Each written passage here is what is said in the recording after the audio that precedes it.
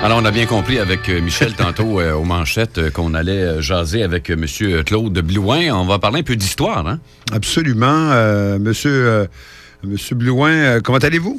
Je vais très bien, vous-même. Oui, M. Claude Blouin, président de la Société d'histoire de la région de Terrebonne. Écoutez, il y a quand même une nouvelle majeure en vous concernant, une cérémonie d'ouverture de la toute nouvelle Maison d'histoire de Terrebonne. Parlez-moi un peu de votre Maison d'histoire. Tout à fait. Écoutez, la Maison d'histoire, c'est l'aboutissement de 25-30 années de quête pour la Société d'histoire. Je veux dire, on a été longtemps sans domicile fixe. Et ça a été quelque chose qui a beaucoup handicapé la société à tel point que pendant quelques années, on a été dans une espèce de période de dormance où il y avait très peu de membres et la seule personne qui vraiment a maintenu en vie la Société d'histoire, c'est M. Aimé Despatie. La création d'un tel endroit va vous permettre de faire des expositions permanentes, si je ne m'abuse? Oui, tout à fait. On va se spécialiser surtout dans l'exposition de photos, parce qu'il y a aussi la SODECT qui a un mandat de promotion du patrimoine et on a partagé les responsabilités entre la Société d'histoire et la SODECT. Alors nous, on va faire des expositions de photos qu'on va renouveler aux 2 ans environ, donc une exposition permanente, commentée avec un catalogue. Et ça va nous permettre d'introduire les gens à l'histoire de la région de Terrebonne et du vieux Terrebonne en particulier. Vous avez réussi à amasser chez votre population un nombre impressionnant de documents, non? Oui, c'est surtout le travail de M. Aimé Despatie.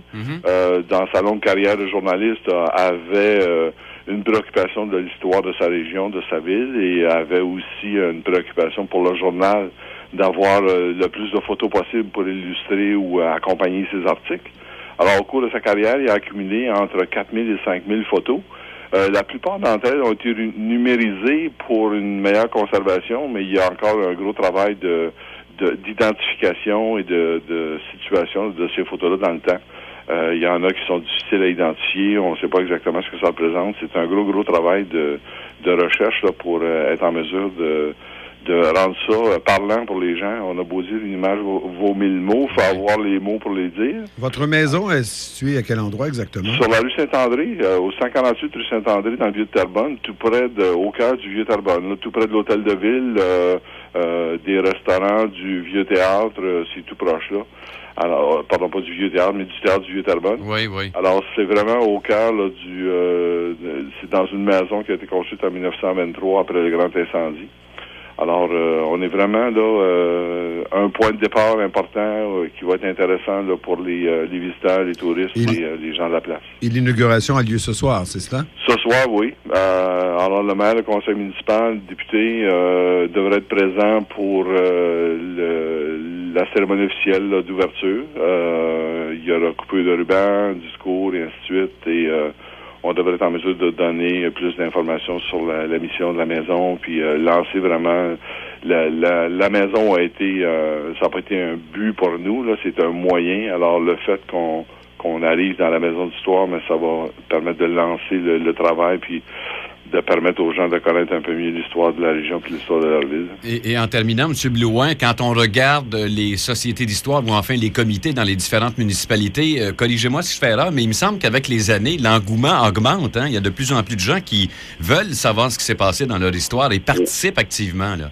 Oui, on le remarque nous aussi. On passe de tête grise et de tête blanche à nos rencontres à des têtes de plus en plus foncées. Oui, hein? C'est un signe que les jeunes s'y intéressent un peu plus. Mais c'est parce que la population est nouvelle et les gens veulent savoir où ils s'en vont.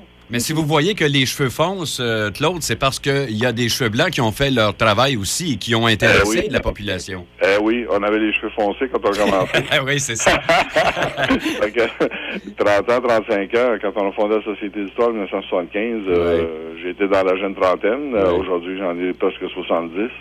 Alors, ça a été une passion toute ma vie de travailler à l'histoire de Terrebonne. C'est méritoire. Qui m'a envoûté dès mon premier séjour. C'est méritoire, M. Blouin. Eh bien, M. Claude Blouin, félicitations pour cette ouverture officielle. Vous saluerez M. le maire Jean-Marc Robitaille aujourd'hui. On fera ça pour vous. Écoutez, on convie toute la population, bien sûr, à profiter de ce nouvel équipement municipal qui n'est pas à la ville comme tel, mais qui permettra aux gens de savoir d'où ils viennent pour savoir où ils s'en vont. Exactement. Merci. Merci beaucoup. Merci, M. Blouin. Au revoir.